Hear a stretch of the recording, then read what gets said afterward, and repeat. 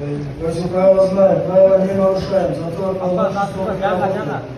внимательно слушайте команду. Команда стоп, прекращаем все действия. Все ясно? Внимательно. Пожар руки.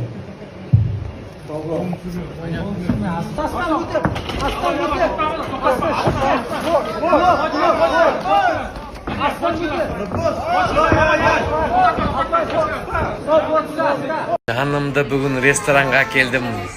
Дем алып жатырмыз. Кайфовать етіп ресторанда. Жаным сол менің.